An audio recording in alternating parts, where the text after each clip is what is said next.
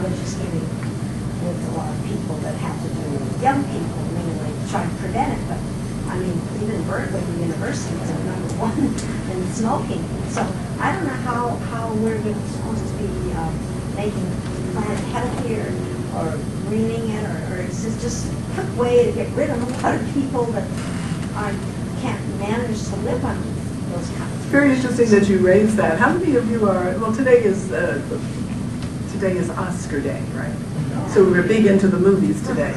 How many of you have looked at old movies recently? And smoking. It's very interesting how less, well, they're coming back, which is what I was about to say. There are more people smoking again at this point in time, and that is an issue. It's an issue across the world. And if you come out of the United States during the period of time that we did pay attention to the smoking issues and you went someplace else, do you remember, Charlie, when we were in China? It was amazing. There was just smoke everywhere. Everybody was smoking in China. I had a no-smoking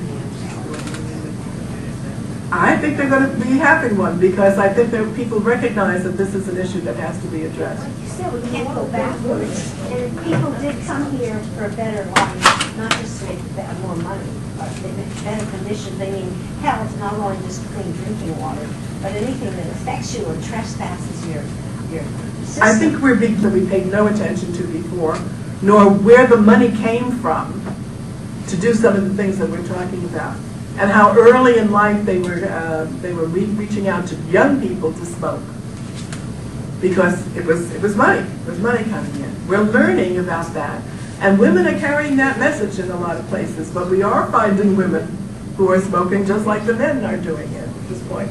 I remember thinking it was sophisticated to smoke.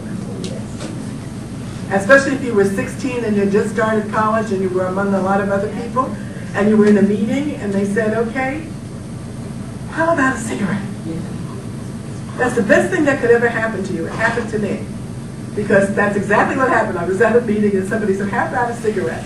And I thought, oh, I can be really very sophisticated now. So I got the cigarette, and just as I was getting ready to light it and go, somebody asked me a question, and my mouth was wide open when this happened, and all the smoke went down. I coughed for about 5 minutes, and I never had another cigarette in my life. Same here. So I think we learned that sophistication is a cost. So all of these are on our table, but what are the ones that we really want to move on? What are the things that we really think that we're sitting in this room, men and women together, sitting in this room, talking about International Women's Day? What is it that we've got to move on real fast? Well, just coming from this meeting in New York about the women's group, about education, one of the things that struck me, there seemed to be 3 areas that needed attention. One was the developing countries that said send your girl child to school. Imagine you have to send your girl to school. And the other one was about our girls are educated, and 80% of the students at the university are women, but men are not being educated. And we had heard from the Caribbean particularly that boys between the ages of 12 and 21 were dropping out of school and not entering the labor force. So that was a whole other issue. And in our country, we're underfunding education. We're underfunding public education that reaches the poor. We're raising a generation of illiterates. And we really need to pay attention to that. So those are the 3 areas that I really think we need to look at. How did we ever come to the idea that if you did girls, you shouldn't do boys? Yeah.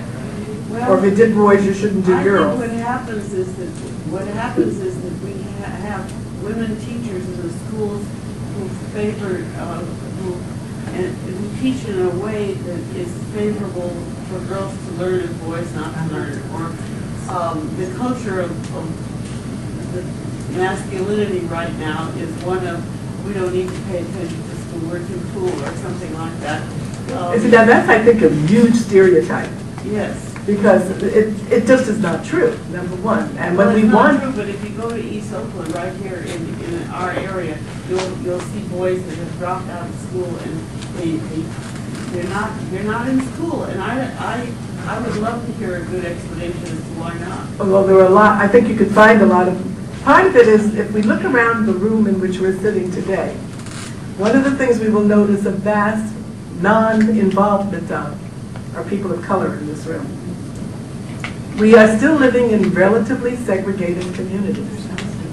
And we don't know what's going on in the next door neighborhoods to where we are. So we have all of these images of what people are like and why they are not going to school. And it's very interesting to me also to look at some of the ways in which we're handling the police situations with young people. Because we have an answer for why we're getting this from the Caribbean. I've heard this from many. Well, they don't think we have a very good school system in the United States. That they in their school systems in the Caribbean they're having this problem, and they would like answers for that, and I think we have similar problems to that in the Caribbean here. No, I don't think that's true. You don't think that's No, true? I don't think that's true. I think we're misevaluating poverty and some of these issues in terms of whether it's the Caribbean or whether it's boys or whether it's girls. A lot of it has to do with poverty. I just finished doing a study over in San Francisco, and one of the interesting things about that is San Francisco is losing its African American population. It's losing. And why? Is it because people don't want to live in San Francisco? Yeah, you cannot afford it. And San Francisco has decided to set up itself as a certain kind of city. And there are no jobs in San Francisco anymore. Our good people from the UAW, I think, could tell you that. We're losing the jobs that used to be in the cities. They're gone.